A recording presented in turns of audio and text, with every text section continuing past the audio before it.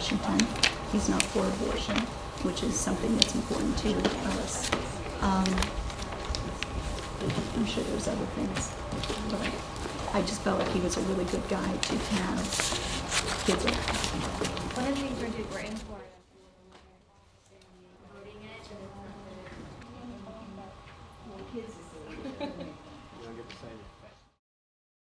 So, Colonel West, thank you for having us over to your campaign headquarters. Well, thanks for coming down, and it's an honor that you would take the time to be with us. What do you see as the ways that America needs to turn around? I often tell the story about how when America expanded westward, no one went to anyone asking for a horse or a wagon or a bag of flour. No one asked for a bridge to be built over the Mississippi River. We found a way, and I think we need to have people that can go back and tap into that spirit of America, which is what so many people came here for. How does race play into your status as a candidate? It really is about content of character. It's not about the color of skin. Now, if you want to say that are there pockets of people out there that don't like a black person or don't like, absolutely. But institutional racism in the United States of America is gone. And I think that we can work to getting to a point where, 85, 90%, we don't see race anymore.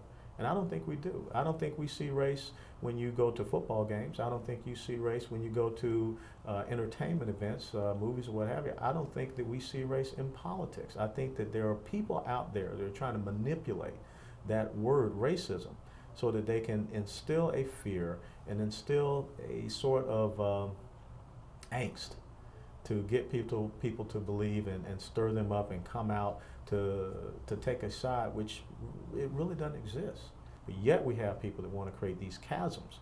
And I call it balkanization, where they try to separate groups upon groups and get us to be pitted up against each other. And that's not really what America's about. You look at it this way, you have all different kind of cheeses, you throw them into a pot, they melt, and it comes out American cheese. I think that's the most important thing about our country. In your own previous race, you seem to have lukewarm support at best from the Republican Party. Well, let's face it, I had none. Okay? Leadership by merit and talent, and not by entitlement. And that's one of the key things that the Republican Party had best learned. As you see what's happening now, they're finding a lot of their incumbents, they're finding a lot of their establishment candidates are getting defeated because the American people, Republican, Democrat, Independent, it doesn't matter.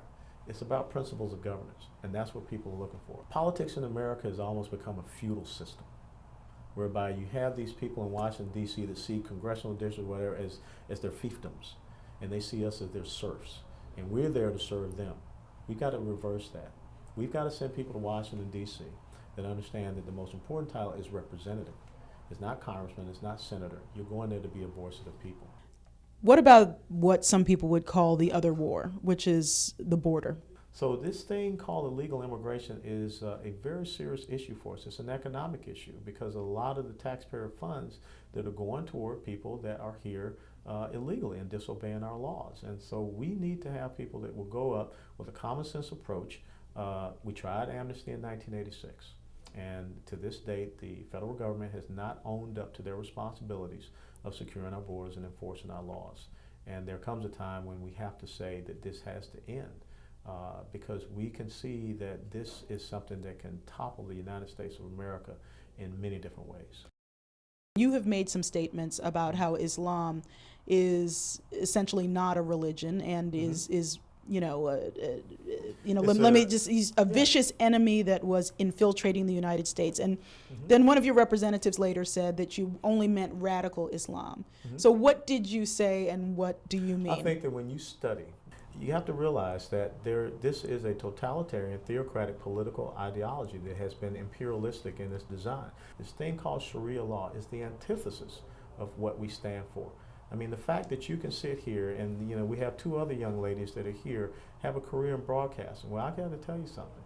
You may not have that same opportunity in the Middle East, in their world, and the freedoms that you're able to have.